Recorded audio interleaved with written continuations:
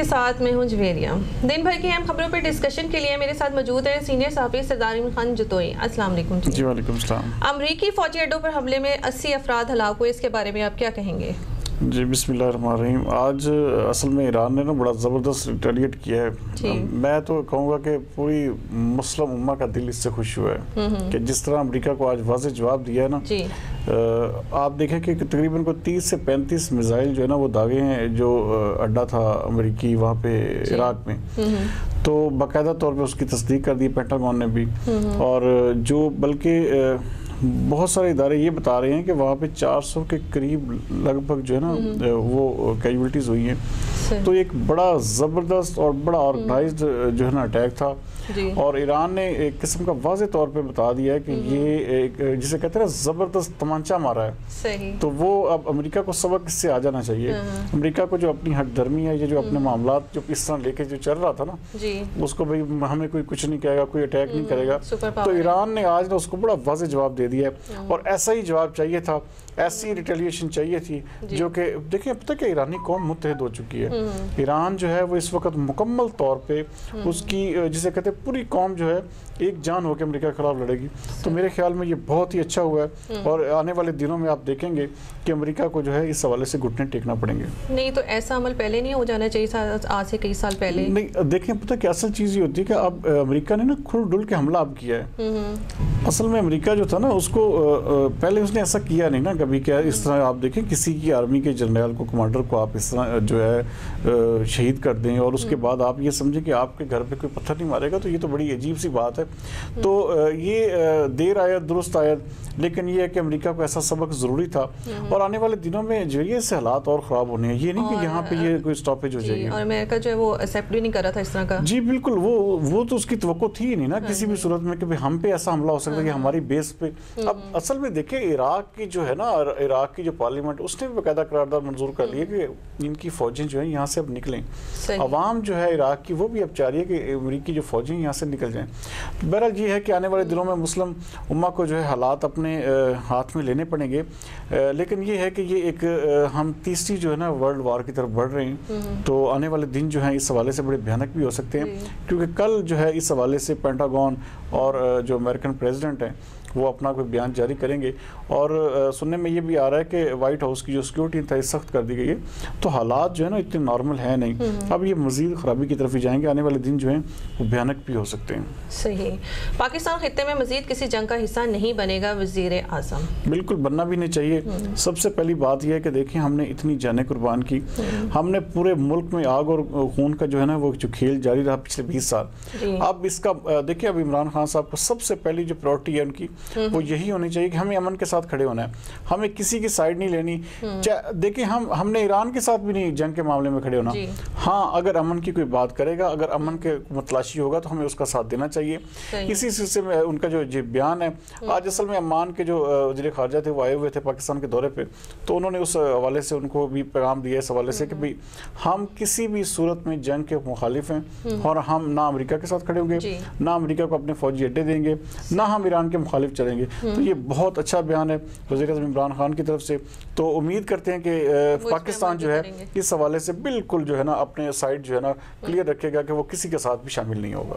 Benazir income support programme से फ़ायदा उठाने वालों में आला सरकारी अफसरान के साथ और भी लोग शामिल हैं? जी बिल्कुल आला। देखें अब सबसे बड़ी बात है हमारे मुल्क में ना जैसे हाँ जी देखिए इतने बड़े बड़े आप देखें 17 ग्रेड से लेके 21 ग्रेड तक के अफसरान की एक बड़ी लिस्ट है।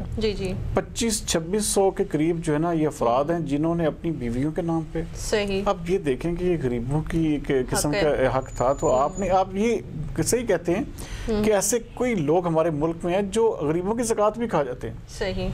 चाहे जाए कि गरीबों को हवाले से कुछ काम किया जाए ये ऐसे देखें। अब इनको अब ऐसे अफसरान को क्या अपनी सीटों पर रहने का हक है?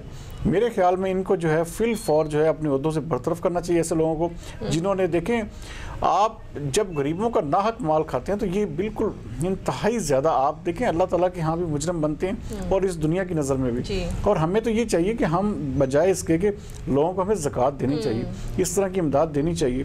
तो इतने बड़े सरकारी और इतने बड़े सरकारी अफसरान जो हैं वो इस तरह जो है ना बेनज़ीर इनकम सपोर्ट फंड का जो है पैसा वो खा रहे हैं। तो कितनी बड़ी शर्म और लानत की बात है ऐसे अफसरों के लिए, और ऐसे अफसरान को डूब के मर जाना चाहिए कि जिन्होंने गरीबों का इस तरह हक खाया है। तो इनके बारे में कार्रवाई होनी चाहिए, नहीं जी होनी बिल्कुल। आप देखें ये नई जो इनकी आई है ना, इसकी बेनजीर इनकम सपोर्ट प्रोग्राम की जो नई जो चेयरपर्सन आई हैं, तो सानिया निश्तर डॉक्टर हैं, तो वो बहुत अच्छा काम कर रही हैं। उन्होंने बाकायदा 8 लाख लोगों को इसमें से निकाला है। अब 2500-2600 लोग वो हैं जो आला सरकारी अफसरान हैं। अब इस और सिंध में इनकी तादाद ज़्यादा है, ठीक है, सिंध से ज्यादा सरकारी अफसरान।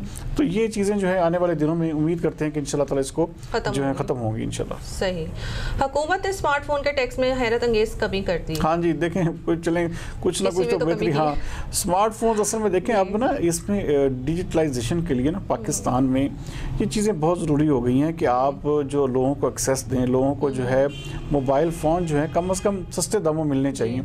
अब इन्होंने एक पैरामीटर बनाया कि जो 15,000 का फ़ोन होगा ना, उसके ऊपर जो है 1150 रुपये टैक्स दिया जाएगा। तो ये अच्छी बात है कि आप 1150 रुपये कभी कर दी उसमें टैक्स पे। तो अब ये उम्मीद करते हैं कि आने वाले दिनों चलो कम से कम ये जो एक मुतवसत तबका फ़ोन लेने वाला जो है, तो वो उसको 15,000 से कम जो भी फ़ोन लेगा तो उसको जो है रायत भी मिलेगी। तो उम्मीद करते हैं कि ये पाकिस्तान की जिसे कहते हैं हुकूमत का चलो थोड़ा सा जिसे कहते हैं बेहतर कदम ज़रूर करा दिया जा सकता है। लेकिन इसमें गरीबों का क्या फ़ायदा है? नहीं, देखिए हर बंदा फ़ोन इस्तेमाल करता है। अब बेसिकली देखा जाए ना, आप ये देखें कि हमारे मुल्क में वो आलम है कि अपना एक रेडी वाला जो है ना वो भी फ़ोन इस्तेमाल कर रहा है, उसको भी शौक है। अब जैसे एक ज़माना आया था कि डिश का दौर था, तो हर छोटे से छोटे बिल्कुल झुग्गियों में भी डिशें पहुंच गई थी। तो ऐसे ही अब हर घर में हर गोठ में जो है ना मोबाइल फ़ोन जो है ना वो ज़रूरी अमर हो चुका है, क्योंकि हम जो है ना आगे जो दौर है वो बिल्कुल डिजिटल मीडिया का दौर है। तो इस हवाले से जो मोबाइल फ़ोन्स हैं उनकी लोगों तक एक्सेस और लोगों को जो अवेलेबिलिटी बहुत ज़रूरी है।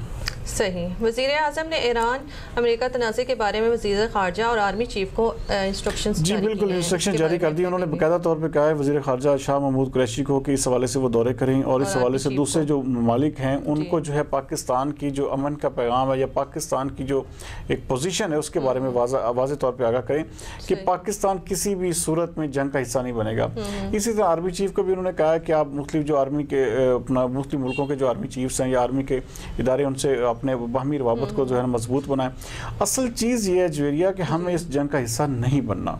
हमारी पॉलिसी, हमारा सारा एम, हमारा सारा फोकस इसी चीज़ पे होना चाहिए कि हमने किसी सूरत में भी इस जंग का हिस्सा नहीं बनना, क्योंकि जंग का हिस्सा बनने में हमारी तबाही ही तबाही है। अगर देखें पता क्या, इस वक्त जो है मेक और ब्रेक का टाइम है। इस वक्त अमेरिका ने आपको हर तरह से धमकाना भी है, हर तरह से आपको परेशान भी करना है, उसने ब्लैकमेल भी करना है। लेकिन अच्छा लीडर वही होता है जो ऐसी पोजीशन में या ऐसी सिचुएशन में जो है ना अच्छे फैसले करे। मैं उम्मीद करता हूँ कि जिस तरह इमरान खान अपने पूरी बाकी सारी चीज़ों से फिर जाएँ, लेकिन खुदा के वास्ते इस चीज़ के ऊपर जो हमेशा कायम रहें कि हमने अमेरिका का किसी सूरत में साथ नहीं देना। देखिए हम किसी सूरत में भी जंग के या खाना जंगी के मुतमिल नहीं हो सकते। हमारा मुल्क जो है पहले ही बहुत ज़्यादा जो है ना मसाइल का शिकार है, तो हम किसी सूरत में भी इस जंग का हिस्सा नहीं बनेंगे। तो ये एक बेहतर इंस्ट्रक्शन है जो उन्होंने जारी की है और उम्मीद करते हैं कि वज़ीर ख़ारजा और आर्मी चीफ जो है इस हवाले से बेहतर जो है ना फैसले वो करने के मिजाज भी होंगे। लेकिन वो पाकिस्तानी जो ईरान में रह रहे हैं उनके लिए क्या? जी उनके लिए नहीं, देखें पता है गाइडलाइंस इराक में जो पाकिस्तानी रहते हैं उनके लिए गाइडलाइंस जारी कर दी गई हैं गैर सूरी सफ़र के हवाले से, या उनको चाहिए कि वो फौरी तौर पर अपने मुल्क वापस आएँ, क्योंकि इराक जो है इस वक्त जो मंबा जो है ना जंग का बनेगा। क्योंकि इराक आज देखें ना जो ईरान ने अटैक किया था वो बाकायदा तौर पे इराक के जो वज़ीर आज़म थे उनसे या जो सदर थे उनसे बात करके उसके बाद अटैक किया। तो जो है सूरत हाल जो है आगे आने वाले दिनों में मज़ीद ख़राब हो सकती है। तो पाकिस्तानियों को सफ़र के मामले में ईरान इराक का जो है ना इंतहाई परहेज़ करना चाहिए और बिल्कुल एहतियात रखें। सही।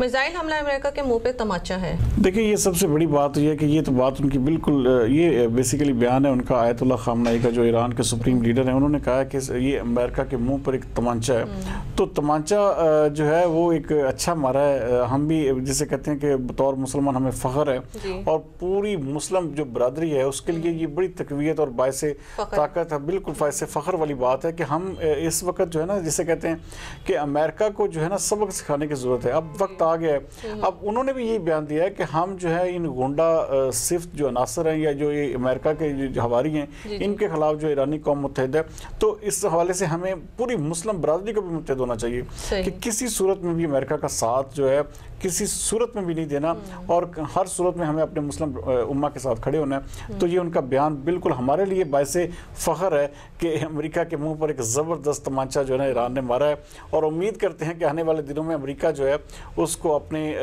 जो किए हैं उसको इंशाल्लाह ताला पछताना ज़रूर पड़ेगा। बहुत शुक्रिया नाज़रीन, ये थी दिन भर की अहम खबरों पर डिस्कशन। कल तक के लिए इजाज़त दीजिए। पाकिस्तान जिंदाबाद।